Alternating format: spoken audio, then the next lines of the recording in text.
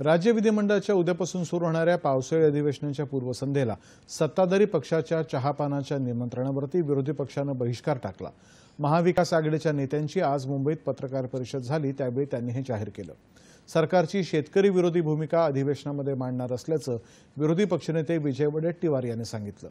कांदा उत्पादक शेतकऱ्यांच्या विरोधामध्ये घेतलेल्या केंद्र सरकारच्या निर्णयाच्या विरोधात राज्यातल्या नेत्यांनी आवाज उठवला नाही, अशी टीकाही वडेट्टीवार यांनी केली।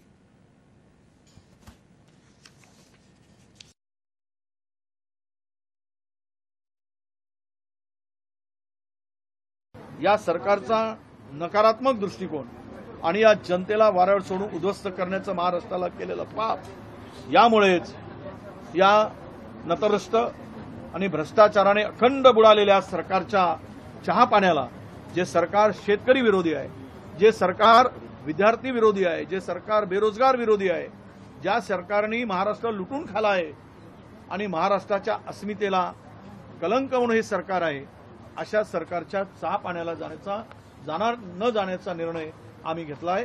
त्यावर बहिष्कार टाकण्याचा आम्ही निर्णय घेतलाय। राज्यामध्ये गेल्या 2 वर्षांमध्ये अतिवृष्टी, गारपीट आणि कोरडा दुष्काळ या सगळ्यांसाठी केंद्र सरकारला प्रस्ताव पाठवण्यात उशीर झाल्यानं शेतकऱ्यांना काहीही मदत मिळाली नाही, असा आरोपही त्यांनी केला। सरकारच्या पर्यावरण आणि शेतजमिनीचा विध्वंस करणारा शक्तीपीठ महामार्ग सरकारनं रद्द करावा, अशी आमची मागणी असल्याचं वडेट्टीवार म्हणाले। राज्यातल्या स्मार्ट मीटरचं टेंडर अदानींना देण्याचा विषय अधिवेशनामध्ये मांडण्यात येणार आहे, असंही ते म्हणाले। परीक्षांमधला घोळ, डोंबिवली अपघातातला हलगर्जीपणा असे विषय अधिवेशनात मांडणार असल्याचं विधान परिषदेचे विरोधी पक्षनेते अंबादास दानवे यांनी सांगितलं।